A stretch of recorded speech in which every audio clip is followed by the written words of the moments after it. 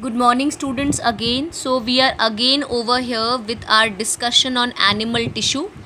So in animal tissue, we have started the last tissue, that is the nervous tissue, and we have till now understood the introduction of the nervous tissue, why it is essential in our body, where exactly it is located, and finally in the last video we could come up to the structural and functional unit of the nervous tissue, which is the cell neuron. So this is a typical neuron cell which you can see it is very elongated. हमने class 8th में ही पढ़ा था. It is the longest cell of the body and it is longest because it has the function to pass the nerve impulses or the nerve information. अब इस पूरे neuron cell के हम different parts को पढ़ेंगे, लेबल्ड पार्ट्स को पढ़ेंगे. Labelled parts को डिस्कस करने से पहले we want to understand that what are the major parts of the cell neuron. So अगर आपके पास लिखने के लिए आता है, you should mention 3 different main parts. The first part where the majority of the cytoplasm, the nucleus, the mitochondria are present, this structure is known as cell body. क्या बोला जाता है इसे? सेल बॉडी बोला जाता है. इस सेल बॉडी से जो एक्सटेंडेड आपको फाइबर लाइक एक्सटेंशंस दिख रहे हैं, can you see the fibre like extensions from it? These fibre like extensions are known as dendrites. Okay, so dendrite is the second main part that you need to explain. After that, see, the cell body is elongated into a long tube-like structure, cylindrical tube-like structure दिख रहा है आपको. This tube-like structure is named as axon. क्या बोला जाएगा इसे?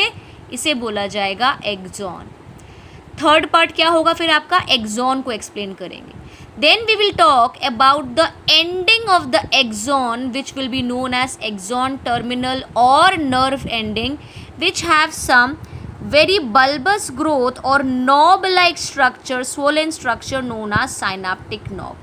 तो हम जब समझेंगे इस न्यूरॉन सेल के डिफरेंट पार्ट्स को, first of all we are going to understand about dendrites. We will talk about the cell body, the associated structure inside it. We'll talk about axon, what are the different types, what is the main functionality, and the final fourth part as the nerve ending. So let us understand one by one what exactly these things are. ये एक typical neuron है, ठीक है. इसके structure को अगर हम देखेंगे, we will find that the neuron do not exist in single manner. These are many neurons that are attached one to one. Can you see? जो नर्व एंडिंग है पहले न्यूरॉन का, वो दूसरे न्यूरॉन के नर्व एंडिंग से connect नहीं हो रहा है, वो कनेक्ट हो रहा है डेंड्राइट से. And this will be repeatedly done in through out the nervous tissue. Now can you see this part? ऐसा लग रहा है कि कोई बहुत लाइटेड स्टिमुलस या इलेक्ट्रिसिटी के सिग्नल की तरह certain thing is moving across the neuron. This is nothing but the nerve impulse. इसी को नर्व इम्पल्स बोला जाता है, जो इलेक्ट्रिकल सिग्नल्स के फॉर्म में इंफॉर्मेशन को न्यूरॉन के एक पार्ट से दूसरी पार्ट में बॉडी के अक्रॉस भेजते हैं. So this are the nerve impulses. So let us talk about one by one the parts.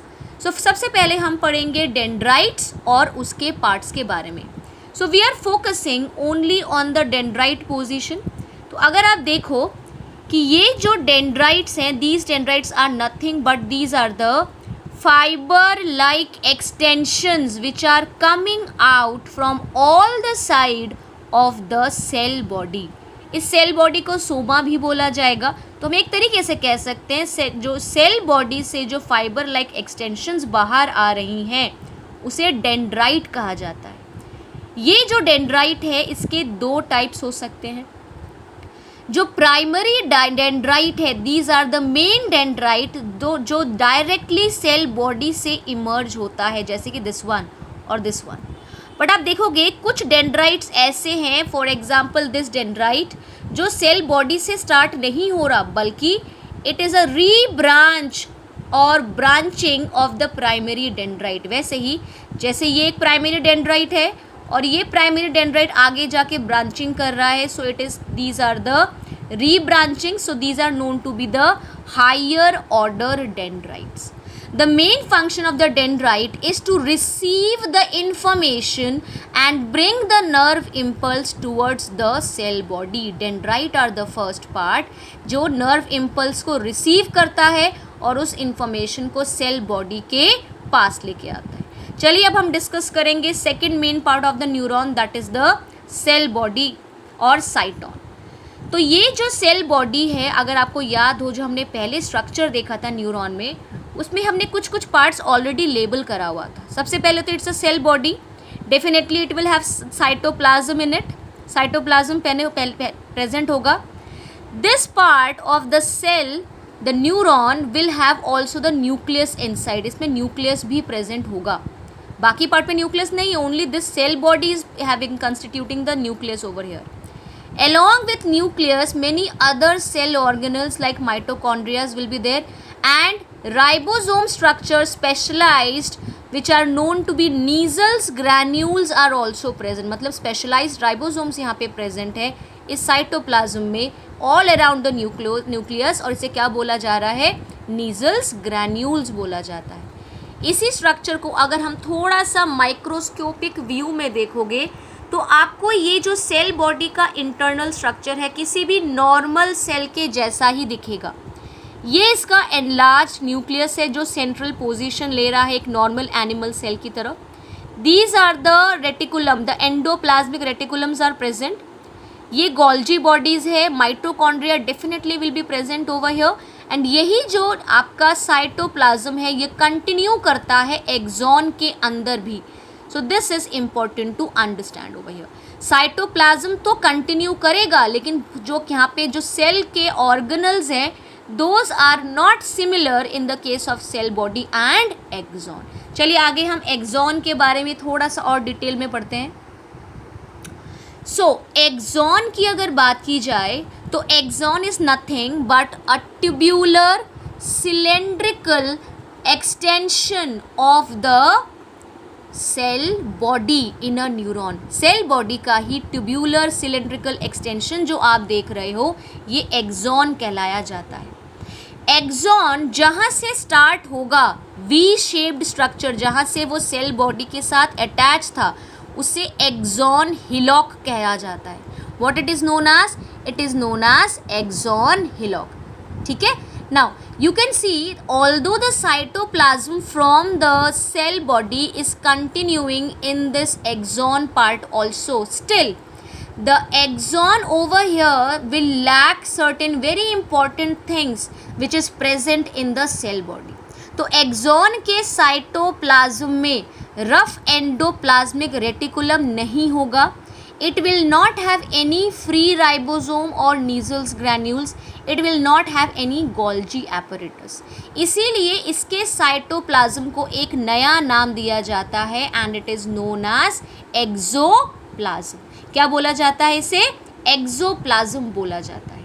Now if I look into this axon structure, आपको दिखेगा थोड़ी थोड़ी गैप में ये एक्सॉन कुछ स्पेशलाइज्ड सेल्स के हेल्प से कवर्ड है.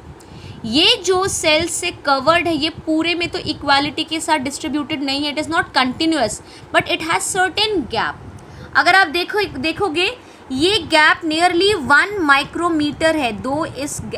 ये जो कवरिंग्स है ये दो कवरिंग के बीच में जो अनकवर्ड एक्सॉन है वो नियरली 1 माइक्रोमीटर तक लाई करता है. और this complete length of the covering of one axon part is nearly 1 millimetre. ये जो गैप्स आ रहे हैं इन कवरिंग्स के गैप को बोला जाता है nodes of Ranvier. These are known as what? These are known as nodes of Ranvier. Very very important for impulse transfer. इस स्ट्रक्चर को और थोड़ा देखेंगे.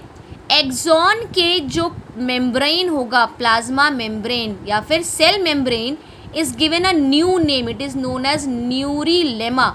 और ये जो कवरिंग है इस कवरिंग को पूरी तरीके से बोला जाता है मेड्यूलरी शीथ और माइलिन शीथ. माइलिन शीथ और medullary sheath is not present in all the neurons. ये सिर्फ पेरिफेरल नर्वस सिस्टम के जितने न्यूरॉन्स होंगे उसी के ऊपर ये माइलिनेटेड शीथ होंगी और इसके बारे में आप डिटेल में 10th क्लास में पढ़ोगे. अगर आप इस स्ट्रक्चर को देखो और हम इस कवरिंग के सेल को थोड़ा सा माइक्रोस्कोपिक वे में जूम करके देखें तो हम देख पाएंगे कि इस एक्सॉन के चारों तरफ एक स्पेशलाइज्ड सेल है जिसने इस माइलिन शीट को बना रखा है, and these cells are known as Schwann cells. So we will talk about the next part of the neuron tissue or neuron cell in our third video.